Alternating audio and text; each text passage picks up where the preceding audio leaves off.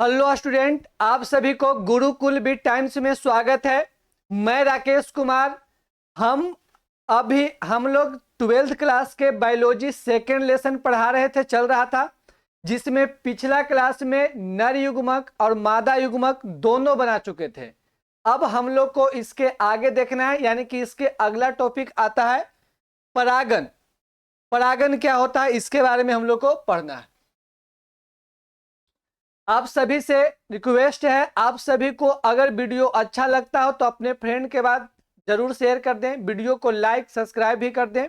अब वीडियो को कमेंट जरूर से जरूर करें। आपके एक कमेंट से हम लोग को अनुभव बढ़ता है और मन करता है कि और अच्छे से अच्छे कंटेंट आप लोग के लिए लाएं, लेकिन आप लोग कमेंट ज़्यादा से ज़्यादा नहीं करते हैं। तो हर विद्यार्थी, जितने विद्यार्थी देखते हैं, लगभग कोशिश करें कमेंट कर देने का। अगर आपको किसी भी प्रकार के बायोलॉजी में या किसी भी सब्जेक्ट में क्वेश्चन में दिक्कत हो या कोई टॉपिक समझ में नहीं आ रहा हो तो आप उसको कमेंट में पूरा लिख सकते हैं, आपको वहां भी हेल्प कर दिया जाएगा और आपको उस पर छोटा सा वीडियो बनाकर, शॉर्ट वीडियो बनाकर आपके लिए स्पेशल डाल दिया जाएगा। ठीक है, चलिए हम लोग वीडियो को आगे कंटिन्यू करते हैं। हम लोग देख रहे थे, अगला टॉपिक हम लोग में आएगा परागन क्या है। याद रखना, परागन के अर्थ क्या होता है। आगे के परा के मतलब होता है परागकण। आगे परा के मतलब क्या होता है, परागकण। अब पीछे गण के मतलब होता है गति करना। गण के अर्थ क्या होता है, गति करना। कोई भी चीज अगर एक स्थान से दूसरा स्थान पर जाता है तो उसको बोलते हैं गति करना। जिसे मान लिया जाए कि हम लोग बोलते हैं परागकण, तो परागकण, परागन क्या होता है, परागकण को गति करना परागन कहते हैं। लेकिन गति कहाँ करना चाहिए, ऐसा तो नहीं कहीं भी, कहीं से निकल के कहीं चल जाए। जिसे कोई भी विद्यार्थी, कोई भी बच्चा को हम लोग स्टूडेंट कब कहते हैं, जब वो घर से निकले और कोचिंग या स्कूल या कॉलेज पहुंच जाए या लाइब्रेरी पहुंच जाए, तब उसको बोलते हैं कि नहीं ये विद्यार्थी है। अगर कोई विद्यार्थी घर से निकले और वह स्कूल कॉलेज लाइब्रेरी के स्थान पर स्टूडेंट पहुंच जाएगा तो हम उसको स्टूडेंट नहीं बोलते हैं। यानी कि कहने का मतलब कि हर चीज का मतलब होता है कि कहीं से निकले और कहीं प्रॉपर स्थान पर पहुंचे। ठीक है, तो उसी प्रकार से हम लोग परागन को देखते हैं। परागन के मतलब होता है कि जब परागकण, परागकण गति करेगा, लेकिन कहां से करेगा, जब परागकण पराग कोश से निकलेगा। अब पराग कोश से निकलने के बाद वह वर्तिकाग्र पर जाकर पहुंचेगा, तो इसी प्रक्रिया को हम लोग बोलते हैं परागन। क्या बोलते हैं, परागन। यह टॉपिक 10th क्लास में से ही पढ़ना था, यह कोई ज्यादा हार्ड टॉपिक नहीं था। तो हमको उम्मीद है कि आप लोग परागन के बारे में अच्छे तरह से समझ लिए होंगे। अब क्वेश्चन आता है कि आखिर एक चीज यानी कि परागन निकलकर वर्तिकाग्र पर कैसे कैसे पहुंच सकता है। तो कभी कभी क्या होता है कि एक पुष्प से निकलकर उसी पुष्प के वर्तिकाग्र पर चल जाए। कभी कभी क्या होता है कि एक ही पौधा के दूसरे पुष्प से निकलकर या एक पुष्प से निकलकर दूसरे पुष्प पर जा सकता है, या ये भी हो सकता है कि एक पौधा से परागकण निकलकर किसी अन्य पौधा पर भी जा सकता है, और चौथा किसी भी प्रकार के कंडीशन नहीं बन सकता है। यानी कि परागन के होने के लिए 3 गो होता है। परागन के कितने प्रकार होते हैं, 3 प्रकार होते हैं। सबसे पहला प्रकार को बोलते हैं स्वपरागन। सबसे पहला को क्या बोलते हैं, स्वपरागन। स्वपरागन में क्या होता है कि इसमें परागन एक पुष्प के बीच होता है। यानी कि पुष्प क्या होना चाहिए, द्विलिंगी। इसमें कंडीशन होना चाहिए, पुष्प क्या होना चाहिए, द्विलिंगी। द्विलिंगी रहेगा तब ना परागकण से परागकोश निकलकर उसी पुष्प के वर्तिकाग्र पर जाएगा। तो याद रखना है, पहला होता है स्वपरागन, दूसरा होता है सजात पुष्पीकरण। सजात पुष्पीकरण को बोलते हैं जिटनोगेमी। क्या बोलते हैं, जिटनोगेमी। और लास्ट होता है परपरागन। देखिए मेन होता है 2 गो, स्वपरागन और परपरागन, लेकिन बीच में जो जिटनोगेमी या सजात पुष्पीकरण है, ये दोनों में शामिल होता है। कुछ काम इसको यानी कि अनुवांशिक रूप से यह स्वपरागन होगा और क्रियात्मक रूप से क्या होता है, परपरागन होता है। लेकिन हम लोग इसको अलग भाग बना दिए हैं। अब यह तीनों के डिफिनेशन देखते हैं। सबसे पहला है स्वपरागन। स्वपरागन को हम लोग इंग्लिश में बोलते हैं ऑटोगेमी। स्वपरागन को इंग्लिश में क्या बोलेंगे, ऑटोगेमी के नाम से जाना जाता है। और ऑटोगेमी में क्या होता है कि जब परागन की क्रिया एक ही पुष्प के बीच हो जाए, यानी कि एक ही पुष्प के परागकण निकलकर उसी पुष्प के वर्तिकाग्र पर अगर जा रहा है तो इसको बोलते हैं स्वपरागन। इसमें ज्यादा कोई खास लॉजिक नहीं था। आप लोग अगर इस वीडियो को 2-3 बार सुन लेते हैं तो हमको नहीं लगता है कि किसी भी प्रकार की दिक्कत होगा। दूसरा का है जिटनोगेमी, यानी कि सजात पुष्पीकरण। इसमें क्या होता है कि जब एक ही पादप पर स्थित, इसमें पौधा एक ही रहेगा, अलग अलग नहीं होगा। जब एक ही पादप में स्थित एक लिंगी पुष्प, जिसे मक्का में क्या होता है, मक्का एक लिंगी पुष्प होता है, यानी कि मक्का में नर वाला भाग, जैसे मान लिया जाए कि मक्का है तो इसमें एगो कुछ पुष्प लगेगा, तो इसमें लगेगा नर वाला भाग और इसमें लगेगा मादा वाला भाग। एगो में कौन लगेगा, नर वाला, एगो में लगेगा मादा वाला। और इसके नर वाले भाग से परागकण निकलकर एकरा पर यानी कि वर्तिकाग्र पर पहुंच जाएगा। इसको क्या बोलते हैं, जिटनोगेमी, यानी कि सजात पुष्पीकरण। परिभाषा का बोलेंगे कि जब एक ही पादप पर स्थित दो एक लिंगी पुष्प के बीच में परागन होता है, यानी कि मक्का में जितने फूल होते हैं सब एक लिंगी होता है, यानी कि कुछ पुष्प ऐसे होते हैं जिनमें पुंकेसर होता है और कुछ पुष्प ऐसे होते हैं जिनमें स्त्री केसर होता है। और इनके बीच में जब परागन होता है तो इसी चीज को बोलते हैं जिटनोगेमी, यानी कि इसी चीज को बोलते हैं सजात पुष्पीकरण। और एक एग्जाम्पल याद रखना है कि किसमें होता है, मक्का में होता है। आगे हम देखिए, इसमें एक पॉइंट और याद रखना है, यह अनुवांशिक रूप से क्या करता है, अनुवांशिक रूप से होता है स्वपरागन, लेकिन क्रियात्मक रूप से होता है पर परागन माना जाता है। ठीक है, अब आते हैं लास्ट वाला पर परागन, तीसरा। पर परागन को एलोगेमी कहा जाता है जब परागन की क्रिया दो पौधों के बीच होता है। ठीक है, यानी कि एक ही जाति के दो पौधा रहना चाहिए। जब परागन की क्रिया दो पौधों के बीच में होता है, एक ही जाति के दो पौधों के बीच में होता है, तो उसको बोलते हैं पर परागन। अब हम लोग आगे चलते हैं। अगला टॉपिक है, बहुत इंपॉर्टेंट टॉपिक है, इससे कई बार एग्जाम में क्वेश्चन आपसे पूछ लिया गया है। और इससे अगर क्वेश्चन पूछता है और अगर आप अच्छे से नहीं पढ़े हुए हैं तो आपसे क्वेश्चन छूटना एकदम 100% तय है। ठीक है, क्योंकि बहुत सारे ऐसे विद्यार्थी होते हैं जो चुपचाप रट लेते हैं, समझना ज्यादा इंपॉर्टेंट होता है। चलिए क्वेश्चन पहले हम लोग समझते हैं। क्वेश्चन को अगर अच्छे से समझ लेंगे तो 50 से 60% आपका जो समस्या है यहीं पे समाप्त हो जाएगा। अगर आप क्वेश्चन नहीं समझते हैं, आप सीधे आंसर समझते हैं या आंसर को रटते हैं, तो ये मान लीजिए कि आपको पढ़ने से या रटने से कोई फायदा नहीं है। तो ज्यादा कोशिश करें समझने पर। तो क्वेश्चन बोलता है स्वपरागन। स्वपरागन के मतलब तो समझ में आ ही गया कि जब परागन की क्रिया एक पुष्प के बीच में होना चाहिए, एक पुष्प के बीच में होता है। और अनुकूलन के मतलब हम लोग इस क्वेश्चन में समझेंगे कंडीशन, किन किन कंडीशन में स्वपरागन हो सकता है, पर परागन नहीं होना चाहिए। पुष्प एक लिंगी हो या दुलिंगी हो कोई मैटर नहीं करता है, हमको ऐसा कंडीशन बताना है जिसमें हमेशा स्वपरागन ही करे। तो इसमें तो द्विलिंगी पुष्प होना एकदम कंपलसरी है। देखिए सबसे पहला आता है इसमें द्विलिंगता। क्या आता है, द्विलिंगता। जब पुष्प द्विलिंगी होता है तो वह स्वपरागन ही करेगा। बताइए अगर पुष्प एक लिंगी होगा तो कभी भी स्वपरागन नहीं कर सकता। तो पहला होता है द्विलिंगता, यानी कि जब पुष्प द्विलिंगी होते हैं तो वह किसको प्रेरित करता है, स्वपरागन को ही प्रेरित करेगा, पर परागन को प्रेरित नहीं करता है। तो पहला तो हो गया। दूसरा है समकाल पक्वता। सम मतलब होता है समान, सम मतलब होता है समान, काल मतलब होता है समय, काल मतलब होता है समय, और परिपक्वता का मतलब होता है परिपक्व होना। यानी कि अगर पुष्प में नर वाला भाग और मादा वाला भाग दोनों एक समय पर परिपक्व होता है, तैयार होता है, तब उसमें स्वपरागन होगा। मान लिया जाए कि अगर मादा वाला भाग बाद में और नर वाला भाग पहले बन जाए तो वह द्विलिंगी पौधा होने के बावजूद भी उसमें स्वपरागन नहीं हो सकता है। तो इस कंडीशन को क्या बोलते हैं, समकाल पक्वता। समकाल पक्वता के मतलब होता है कि वह कुछ द्विलिंगी पुष्प ऐसे होते हैं जिनके नर तथा मादा दोनों भाग एक ही समय पर परिपक्व होता है उसे हम लोग समकालपक्वता बोलते हैं। और जब नर और मादा एक पुष्प में रहेगा और एक समय बनेगा, एक ही समय परिपक्व होता है,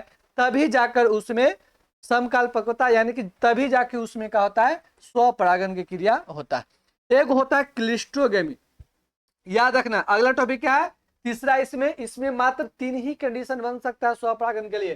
तीसरा क्या है, क्लिस्ट्रोगेमी। क्लिस्ट्रोगेमी के मतलब होता है कुछ ऐसे पुष्प होते हैं जो कभी बेचारा खिलवे नहीं करता, यानी कि एकरा में नर वाला भाग और मादा वाला भाग दोनों अवेलेबल है और कभी खिलेगा ही नहीं। तो याद रखना है, क्लिस्ट्रोगेमी का मतलब होता है कुछ ऐसे द्विलिंगी पुष्प होते हैं जो कभी खिलते ही नहीं है, तो ऐसे पुष्प को क्या बोलते हैं, क्लिस्ट्रोगेमी। और जब एक इसमें बाहर से कोई भी परागण नहीं आ सकता है तो इसमें हमेशा कौन परागण होता है, तो स्वपरागन। तो ये 3 कंडीशन जो हम लोग देखते हैं, ये 3 कंडीशन किस चीज का है, तो यह 3 कंडीशन है स्वपरागन के अनुकूलन, यानी कि जब पुष्प द्विलिंगी होगा तो वह स्वपरागन को प्रेरित करेगा, जब समकालपक्वता होगा तो स्वपरागन को प्रेरित करेगा, जब क्लिस्ट्रोगेमी होगा तो वह स्वपरागन को ही प्रेरित करेगा। ये तीनों हम लोग याद रखेंगे। कभी कभी क्वेश्चन में सिंपल आता है कि क्लिस्ट्रोगेमी क्या है, कभी कभी एग्जाम में आया कि समकालपक्वता क्या है, छोटा छोटा क्वेश्चन पूछ देता है, यही बच्चा फंस जाता है। तो चलिए हम लोग ये तीनों क्लियर कर लिए हैं। अब ये हो गया स्वपरागन। अब चलेंगे पर परागन, यानी कि अब हम लोग देखेंगे कि पुष्प में पर परागन के कंडीशन, यानी कि पुष्प के अंदर क्या क्या हो कि वह हमेशा पर परागन करता हो, स्वपरागन नहीं करे। हम लोग ये देखते हैं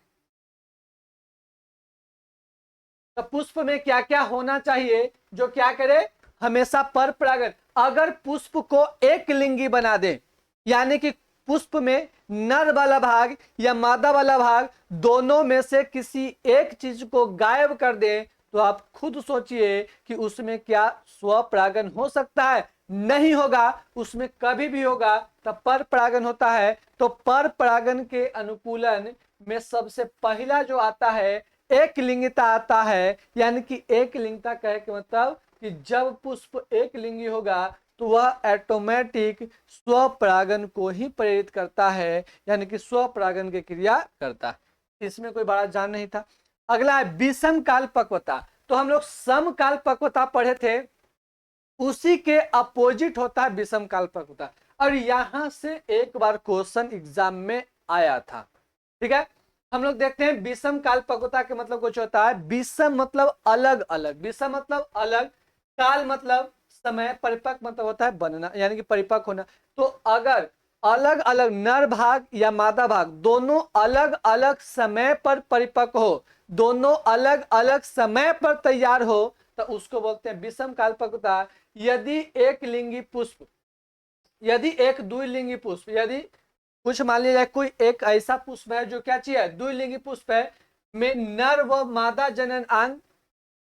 जननांग परिपक्व काल अलग हो दोनों के बनने के, यानी कि परिपक्वन काल अलग अलग हो, तो उसको क्या बोलते हैं, विषम कालपक्वता। यानी कि कुछ ऐसे द्विलिंगी पुष्प होते हैं जिनमें नर व मादा जननांग अलग अलग समय पर परिपक्व होते हैं, जिसको हम लोग बोल देते हैं विषम कालपक्वता के नाम से जानते हैं। यह कितने प्रकार के होते हैं, यहाँ वाला ये क्वेश्चन आया था, तो एग्जाम में क्वेश्चन आया था कि पूर्ण पूर्वता क्या है, एग्जाम में आया था पूर्ण पूर्वता क्या है। यानी कि विषम कालपक्वता 2 प्रकार के होते हैं, एक होता है पूर्ण पूर्वता और दूसरा होता है स्त्री पूर्वता।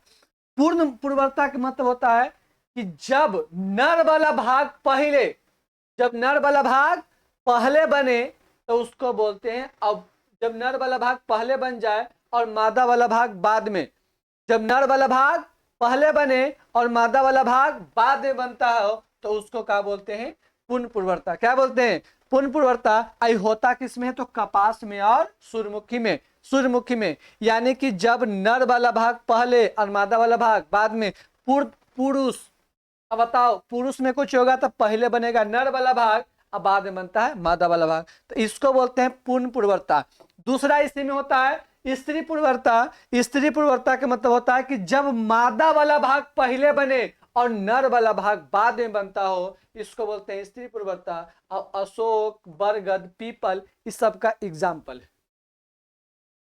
अगला पॉइंट होता है हार्कोगेमी। हार्कोगेमी के मतलब होता है कि जब पुष्प द्विलिंगी है, द्विलिंगी रहने से उसमें होना चाहिए स्वपरागन, लेकिन जब मान लिया जाए कि कोई पुष्प है, आई पुष्प में मादा वाला भाग है, आई नर वाला भाग है, इसके बीच में कोई अवरोध आ जाए, क्या आ जाए, अवरोध आ जाए, भौतिक अवरोध आ जाए, जिसके कारण एकर परागन इस पर नहीं आ पाता हो, तो बताइए इसमें स्वपरागन होगा कि पर परागन होगा? तो ये हमेशा क्या करेगा, पर परागन। अगर बीच में अवरोध नहीं रहता तो स्वपरागन कर देता, और ऐसे पुष्प को क्या बोलते हैं, हार्कोगेमी। अगर आपसे क्वेश्चन आता है कि हार्कोगेमी क्या है, तो बोलेंगे जब द्विलिंगी पुष्प में नर व मादा जनन अंग के बीच में कोई भौतिक अवरोध पाया जाता हो तो उसे हार्कोगेमी कहते हैं। और हार्कोगेमी हार्कोगेमी में कौन वाला क्रिया होता है, तो पर परागन की क्रिया। अगल का होता है विषम वर्तिकात्व। विषम वर्तिकात्व का मतलब होता है कि या तो नर वाला भाग बड़ा बन जाएगा या तो मादा वाला भाग बड़ा बन जाएगा। जैसे हम लोग देखते हैं, जैसे हम लोग अगर यहाँ पुष्प के फिगर पार देते हैं सिंपल, मान लिया जाए कि इसे पुष्प है, इसमें ई मादा वाला भाग है, आई नर वाला भाग है। कभी कभी क्या होता है कि नर वाला भाग बन जाए बड़ा, नर वाला भाग इतना बड़ा हो जाए कि बाहर जाके इसे लटक जाए। तो ये द्विलिंगी पुष्प तो है, इसमें स्वपरागन होना चाहिए, लेकिन बताओ इसमें स्वपरागन नहीं हो सकता है। काहे नहीं हो सकता है? काहे कि जो इसका परागन है, इसका जो परागन है, इसका जो परागन है, इसके वर्तिकाग्र पर नहीं आ सकता है। काहे नहीं आ सकता है? काहे कि स्त्री केसर जो है ये बहुत छोटा है और पुंकेसर जो है वो बहुत बड़ा है। तो इसको बोलते हैं विषम वर्तिकात्व। विषम वर्तिकात्व के अर्थ समझ में आ गया होगा। विषम वर्तिकात्व के मतलब क्या हुआ कि जब या तो नर वाला भाग या तो मादा वाला भाग दोनों में से कोई एक बड़ा हो और एक छोटा हो, जिससे उसका परागन उसी के वर्तिकाग्र पर नहीं पहुंचता हो, किसी अन्य पुष्प के या अन्य पौधा के परागन उस पर पहुंचेगा, तो हमेशा कौन परागन करेगा? तो वो आराम से करता है, पर परागन करता है। जैसे प्रेम रोज हो गया, अलसी हो गया, ईश्वन कौन परागन, ईश्वन किस में आता है? तो विषम वर्तिकात्व में आता है। अगला आता है स्वयं बंधता। देखिए स्वयं बंधता के सिंपल अर्थ देखो, बंधता मतलब हम समझेंगे क्या, बांझ, यानी कि उसमें या तो नर वाला भाग काम नहीं करेगा या तो मादा वाला भाग सक्रिय नहीं होता। चलिए डिफिनेशन देखते हैं स्वयं बंधता का क्या होता है। कभी कभी द्विलिंगी पुष्प, देखिए द्विलिंगी पुष्प अगर बोलता है तो हमने के दिमाग में यही ख्याल आता है कि इसमें स्वपरागन होना चाहिए, लेकिन कुछ कारण के कारण यह स्वपरागन नहीं करके पर परागन करता है। कभी कभी द्विलिंगी पुष्प में पर परागन अपनी ही वर्तिकाग्र पर अंकुरित नहीं होता है। यानी कि अगर हम यहां से परागन को भेज दें, मान लिया जाए कि पुष्प है, पुष्प में कौन सा भाग है? तो ये हो गया जयांग। इसको पढ़ लिए कुछ, चलिए हो गया।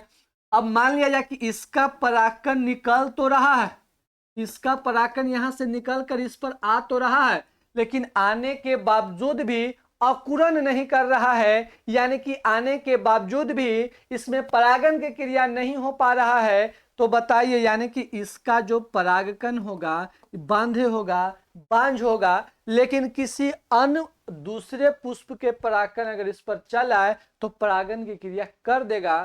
तो बताइए इसको हम लोग स्वयं बंधता बोलते हैं। क्या बोलते हैं? तो हम लोग स्वयं बंधता के नाम से जानते हैं। आप लोग, ये हम लोग का लास्ट क्वेश्चन था, आज इसे याद रखना, आर्किड। ठीक है, तो आज हम लोग 3-4 क्वेश्चन अच्छे से कर लिए हैं। आज हम लोग कौन क्या चे पढ़ लिए हैं? तो सबसे पहले आज हम लोग परागन के परागन पढ़े। परागन क्या होता है, परागन कितने प्रकार के होते हैं? स्वपरागन के अनुकूलन और पर परागन के अनुकूलन। आज हम लोग इतना टॉपिक क्लियर कर लिए हैं। हम लोग फिर मिलते हैं नेक्स्ट वीडियो में, तब तक जय हिंद जय भारत।